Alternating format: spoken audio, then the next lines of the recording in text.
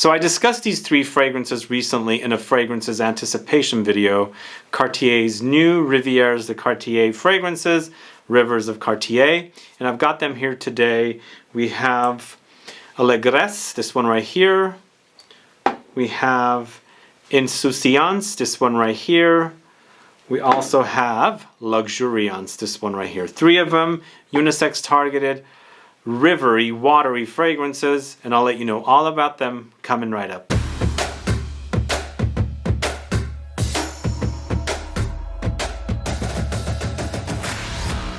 Thanks so much for tuning in. This is Sebastian with Smelling Great Fragrance Reviews. Yes, today I'm talking about three new Cartier fragrances, targeted unisex, very watery, fresh Eau De Toilette fragrances.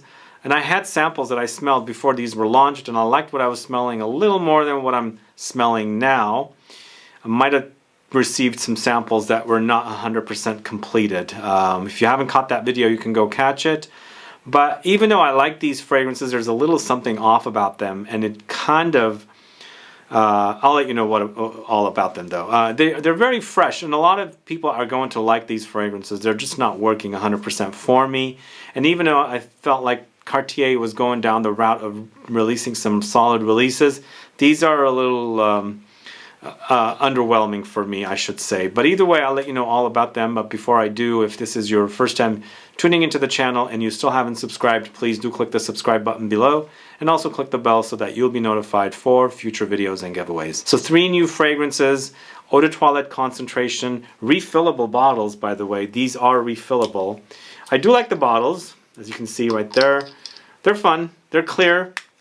They're probably not going to make. They're probably not going to be easy to photograph because the coloring on them is just not really vivid. But they're fine. Eau De Toilette concentration. Perfumer once again is Mathilde Laurent. She's the in-house perfumer at Cartier. And as I said, we have Allégresse, we have Insouciance, and we have Luxuriance. Three fragrances. I feel like the green one is the most masculine out of the entire collection. Seems like it goes into an aromatic department, spicy, woody. The most unisex I feel like is Alegresse, this one right here. And then the Insouciance I feel like maybe leans a little feminine. I don't know. I think you guys will have to decide. They're all unisex for me, and they also wear very aquatic, totally aquatic. I feel like the entire collection has watery touches running throughout it, so it acts watery, like you're wearing notes with water swimming, like the notes swimming in water, and that's how you're wearing it. And I like this idea. Louis Vuitton does a lot of their fragrances that have this kind of watery experience, like dewy experience, more water though. But these seem to go aquatic in addition to the water, and I believe, from what my nose is picking up in all of them, there's something like that note cologne that could give off a bit of a, you know, like a synthetic aquatic touch that I'm not really enjoying. But there's something fun about the fragrances. Each one wears very fizzy, like I'm wearing a soda, like whatever the fragrance notes are in each fragrance, that kind of a soda kind of a thing. It's like a soda, like a cola pop or something. That's how each of the fragrances wears. Very fizzy, bubbly, sparkly, effervescence comes to mind. So there's that going for the fragrances, but that kind of aquatic marine thing happening under there kind of turning me off a little bit, which is disappointing because when I first smelled these, they were really, really great. We're going to talk about Alegresse first, the one in the yellow bottle. Alegresse basically means joy. The notes here are Tuberose, Petitgrain, Bergamot, Blackcurrant, Bud. Those are the only notes they're crediting. And as I said, this is kind of like, it's the rivers of Cartier, so I guess these flowers and vegetation is growing near the river. So you're going to experience the watery touches there. And I wish they left it there. It just became a little watery, you know. But no, we've got this kind of marine type thing happening under there. Almost like sulfuric thing. That kind of turns me off a little bit. But this is really great once you get past that aquatic touch. It is very light. It is very, very fresh. Tuberose is really, really prominent. And for me here, Tuberose is also acting a little bit like Orange Blossom or Neroli because they kind of have similarities, not 100%, But once it's connected with the Petitgrain note here and the Bergamot, it's almost like Tuberose orange blossom happening together. But there is a little bit of a green touch here with that Blackcurrant bud as well. Lightly, very lightly fruity. But it's an overall, you know, I think it's a solid release. I just wish that Aquatic thing didn't come through. If you like that, I think you might be satisfied with this one. It is $113, but as I said, they are refillable. Maybe wait till they are at the discounters. But I'd say go check them out and smell them yourself and see what you think. Do you get the marine thing that I do? Do you get the bubbly, fizzy, cola-like experience? I like that part about the fragrance. It's just very, very effervescent, as I said. And it acts like you just opened up a can of Coke and you're putting it in a cup and it's bubbling over. That's how it wears, with a citrusy floral touch, like you're basically drinking a Tuberose citrus cola. Anyway, those are my thoughts on this one.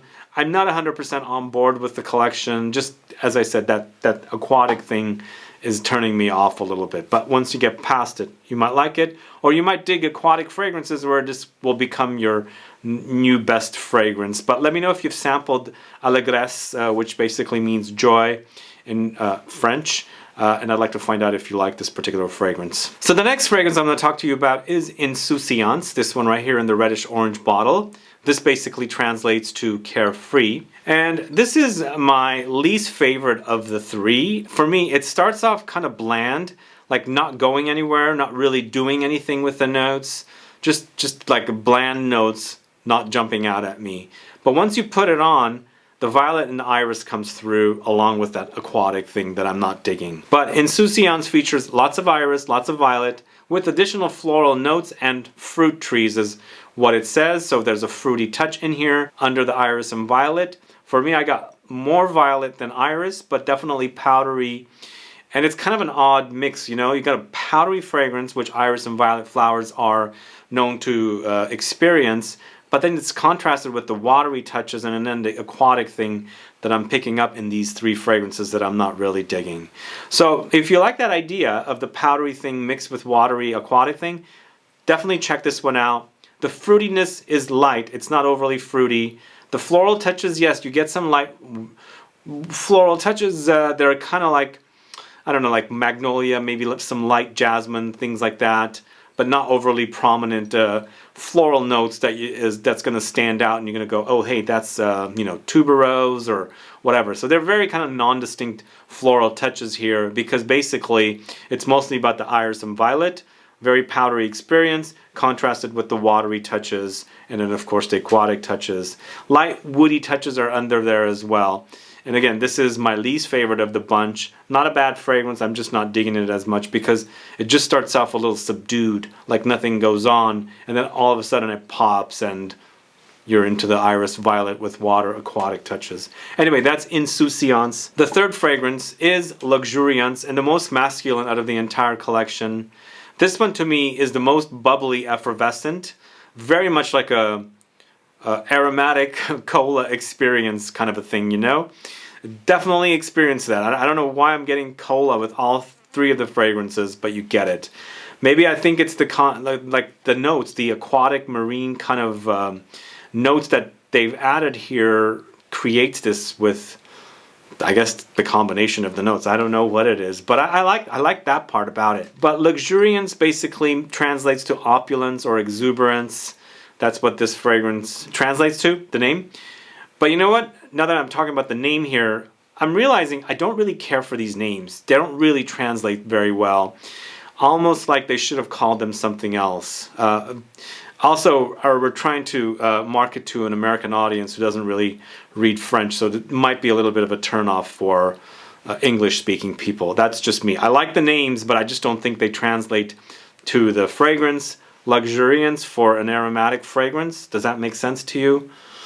Anyway, so the notes are fern, lentiscus, oak, geranium, rosemary, wild herbs. So once you hear those notes, you'll see what kind of a fragrance you're getting. But once again, it's all of these notes and the experience next to this really, really kind of Aquatic river, because the fragrances are all inspired by rivers, you know? So even though I like it because it's the notes they're using. They're so realistic. And I'm going to say one more thing after I talk about this one, because there's another thing that's totally stand out for me with these three fragrances. Just the combination of those aquatic touches just really are not working. But once you get past that aquatic touch, I think the notes really, really work great. Very, very green experience, and they've obviously put it in a green bottle. So it kind of has these fougere, very light fougere touches, but more aromatic, spicy, with a watery edge to them. The Lentiscus is the mastic resin, so that's in here, kind of a resinous touch, but it's not so obvious, you know. It's mostly an aromatic, woody experience, very earthy touches, and green. I mean, as I said, this is my favorite, or maybe the yellow. I can't even decide which one's my favorite. I like them kind of equally, with the Insouciance being my least favorite of the bunch. And I don't hate it.